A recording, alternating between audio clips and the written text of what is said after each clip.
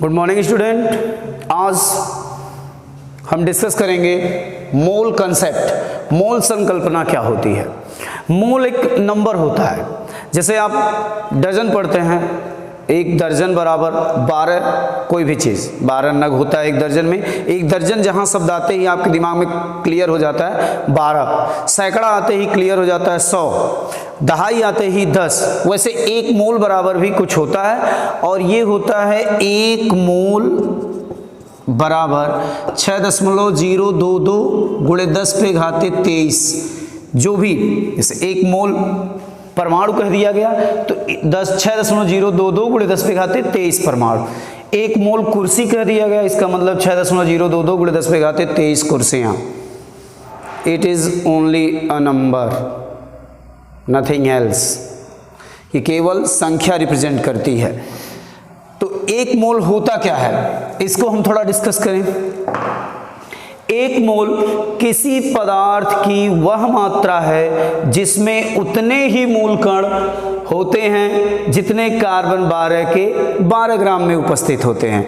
Carbon 12 के 12 ग्राम में उपस्थित परमाणुओं अणुओं की संख्या एक मोल के बराबर होती है। इसका मतलब एक मोल में परमाणुओं की संख्या, एक मोल में परमाणुओं की संख्या बराबर कार्बन 12 के 12 ग्राम में परमाणुओं की संख्या। कार्बन 12 के 12 ग्राम में परमाणुओं की संख्या, और कार्बन 12 के 12 ग्राम में कितने परमाणु होंगे।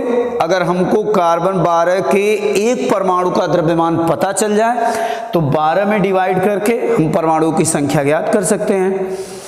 प्रयोगों द्वारा हमको पता चलता है कि कार्बन 12 के एक परमाणु का द्रव्यमान जो होता है वो 1.992648 गुणे 10 पे घाते -23 ग्राम होता है।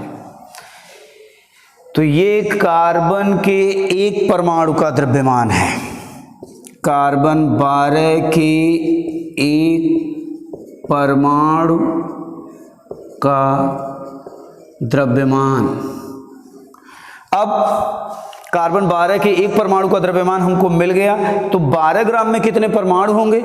एक परमाणु का द्रव्यमान पता है, 12 ग्राम में भाग दे देंगे तो हमको परमाणुओं की संख्या पता चल जाएगी, और जो संख्या आएगी वही एक मोल के बराबर होगी। क्लियर है। तो एक मोल कुछ और नहीं है, एक संख्या है। देखते हैं कितना आता है। तो ये 12 ग्राम डिवाइड करना है इससे, इसको ऊपर ले जाएंगे 10⁻+23 हो जाएगा। ये देखिए इस क्वांटिटी को, तो ये लगभग 2 के बराबर है, 1.99। तो 2 मान लिया जाए तो डिवाइड करेंगे 6 बार, 6 टाइम डिवाइड होगा। लेकिन 2 से कुछ कम है तो 6 से कुछ ज़्यादा बार भाग जाएगा। तो यही आता है, ये 6.022 इंटू 10⁻23 परमाणु। यानी एक मोल बराबर तुल्य होता है 6.022 गुणे 10 पे घाते 23। ये एक संख्या होती है। अब कहा जाए एक मोल परमाणु, एक मोल परमाणु तो इतने परमाणु। एक मोल अणु तो 6.022 गुणे 10 पे घाते 23 अणु। ये होगा आपको क्लियर है। एक मोल बराबर 6.022 गुणे 10 पे घाते 23। यानी अगर हम कहीं अब मोल की बात आएगी तो तुरंत समझेंगे कि it is a number which is equal to 6.022 into 10 to the power 23। अब इस पे बेस जो न्यूमेरिकल आते हैं उनको समझना बहुत ज़रूरी है। किसी पदार्थ के मोलों की संख्या कैसे निकालते हैं? पदार्थ के मोलों की संख्या, ये पदार्थ के मोलों की संख्या निकालने के लिए हम पदार्थ की ग्राम में मात्रा लेते हैं। पदार्थ की ग्राम में मात्रा बटे पदार्थ का अणुभार। पदार्थ की ग्राम में मात्रा बटे पदार्थ का अणुभार। जैसे एक क्वेश्चन है, क्वेश्चन नंबर 1, 88 ग्राम CO2 में 88 ग्राम CO2 में मोलों की संख्या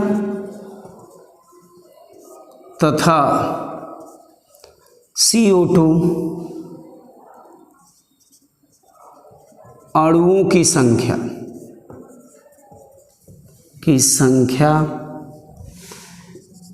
ज्ञात कीजिए। ये क्वेश्चन आपसे 88 ग्राम CO2 में मोलों की संख्या तथा CO2 अणुओं की संख्या ज्ञात करना है।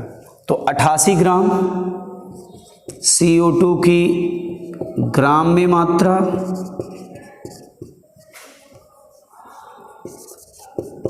सॉल्यूशन इसका होगा CO2 की ग्राम में मात्रा बराबर कितना है 88 ग्राम। CO2 का अणुभार यह हो जाएगा 12 + 16 × 2, 12 धन 32 44। तो इसलिए CO2 के मोलों की संख्या बराबर हो जाएगी 88/44, यानी ये आया कितना 2 मोल। 2 मोल। अब चूंकि आप जानते हैं 1 मोल CO2 में अणुओं की संख्या, 1 मोल CO2 में अणुओं की संख्या 6.022 × 10⁻23। तो इसलिए 2 मोल CO2 में अणुओं की संख्या 2 × 6.022 × 10 to the power 23, ये आएगा 440 × 10 to the power 23 या 1.2044 × 10⁻24। इतने अणुओं की संख्या होगी 88 ग्राम CO2 में। क्वेश्चन केयरफुल्ली समझिए, बहुत आसान होते हैं, बहुत बार एग्ज़ाम में पूछे जाते हैं। ये आपके सेकेंड ईयर में भी मदद करेंगे, इसलिए इनको बहुत ही केयरफुल्ली पढ़िए। और भी कुछ न्यूमेरिकल प्रॉब्लम हम करके देखते हैं, इसको ध्यान से नोट करिए।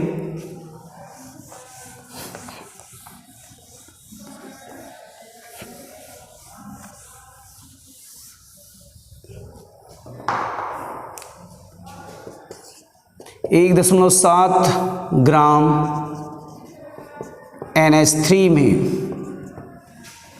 NH3 में मोलों की संख्या ज्ञात करिए। संख्या ज्ञात कीजिए। तो यहाँ NH3 की ग्राम में मात्रा 1.7 ग्राम, NH3 का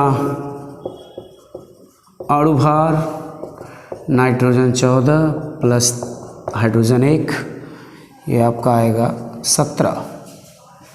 तो इसलिए NH3 के मोलों की संख्या ये बराबर हो जाएगी कितनी, ग्राम में मात्रा बटे अणुभार। तो ग्राम में मात्रा कितना 1.7/17, ये कटेगा 10 टाइम्स 1/10 इज इक्वल टू 0.1 मोल, 0.1 मोल आएगा ये। तो मैं समझ रहा हूँ कि आपको समझ में आ रहा होगा। केयरफुली इस चीज़ को पढ़िए, जो भी डाउट है उनको कमेंट सेक्शन में ज़रूर भेजिए। और ऐसे न्यूमेरिकल्स आपके फर्स्ट चैप्टर में भरे पड़े हैं, उनको लगाइए। जो भी चीज़ें नहीं आती हैं कमेंट सेक्शन में कमेंट करके पूछिए। Thank you.